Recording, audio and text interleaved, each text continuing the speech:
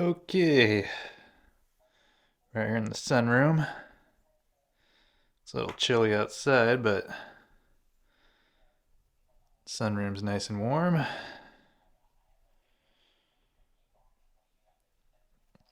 Get some footage of this girl. She just shed yesterday. It's winter time here, so things are a little drier. They spend more time under their heaters and they get a little drier. She didn't have the greatest shed, so I had to help her out a bit, soak her in the tub.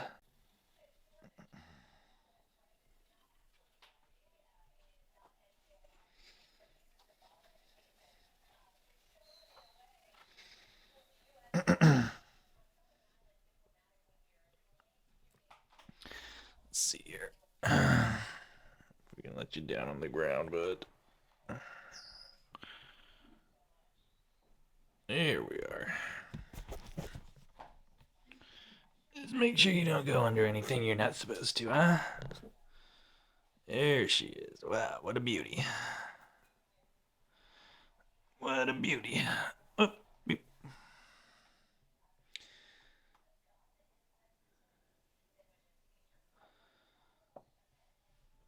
beautiful Sulawesi. Beautiful.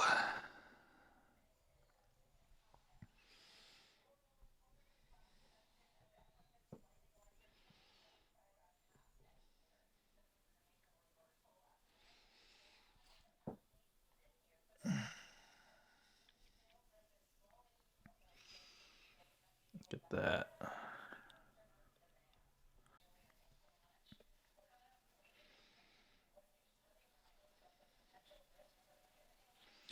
The silvers on her sides just pop. She's got this bronze tint to her. She's got a gorgeous, I don't even know what color. It's not yellow, but it's like golden copper head. I guess you could call it yellow, but it's just beautiful.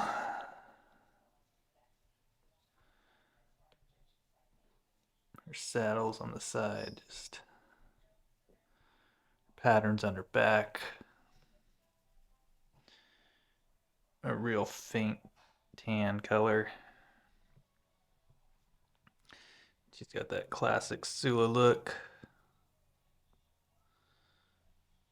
Just stunning.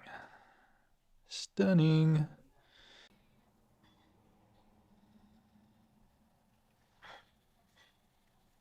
Just get that nice coppery color to her.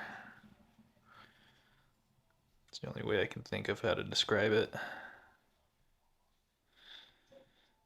Just absolutely amazing.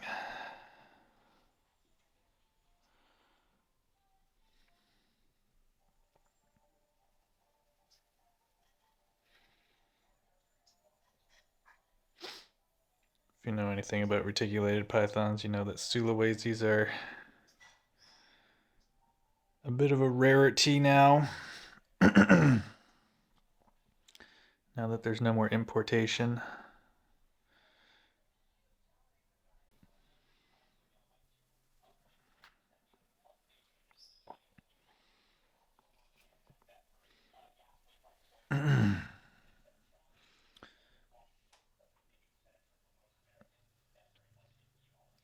In fact, as the years go by, these are going to be harder and harder to come by. At least pure Sulas. Harder and harder to come by. And pure Sulas that aren't inbred. I suppose people could continue breeding them if they just bred sibling to sibling, but you keep doing that long enough and the genetics will be not the greatest. You start running into different genetic deficiencies.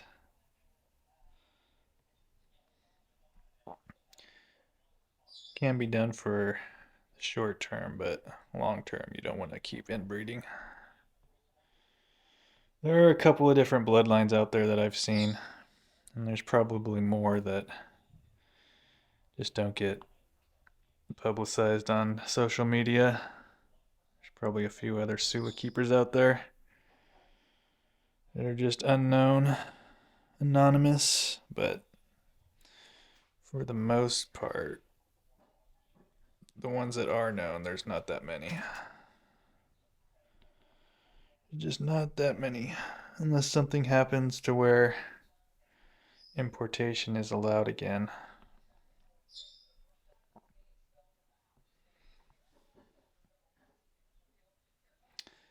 I had a wild caught Sula a number of years back. I don't know, close to 10 years ago, 9, 10 years ago. Maybe I'll throw a picture of her in here if I can. I had to rehome her due to some health issues I was dealing with at the time. I had to focus on health and rehome all my animals. So when I got back into the game, importation was no longer an option. So I had to stick with what was here already in the US. And I got what you've seen on camera before, my big girl, just because she was an awesome representation of what a wild type retic should look like. She's not a pure normal, she's had anthrax, but she definitely has retained that wild type look to her. And I believe her mother was an F1, which would make her an F2. So she's not that far removed from the wild.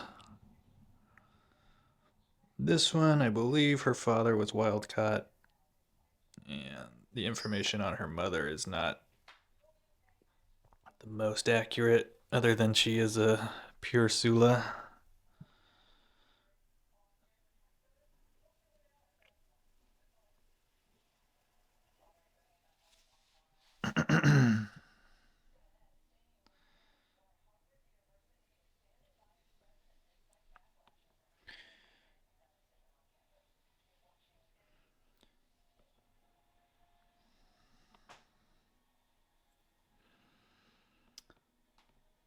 So yeah, it's definitely cool to have this girl. He's an amazing animal. Amazing.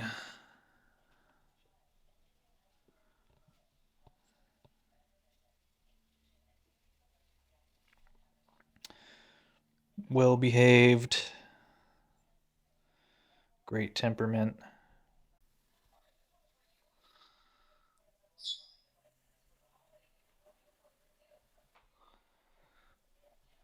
Let's see here. Where are you going? Where are you going? Whip.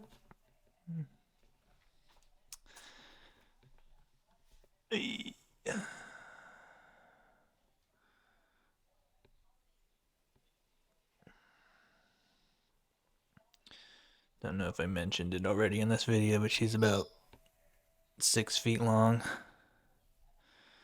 That's in about 6 months of growth. I don't have an exact date on her birthday or hatch day, but from the time I got her, she was a hatchling size, and I've had her for 6 months now, so for all intents and purposes, this is 6 months of growth. Wow, look at how good she looks. Look at how good she looks. Amazing. Such a gorgeous girl.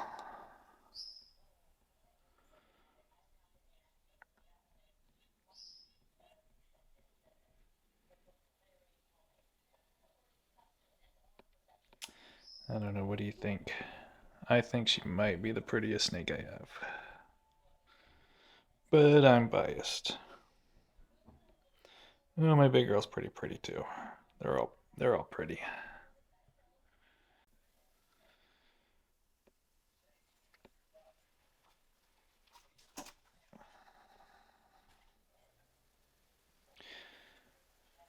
right. Well, I think we've captured enough footage of her for one outing. Call it a video. All right. We'll see ya.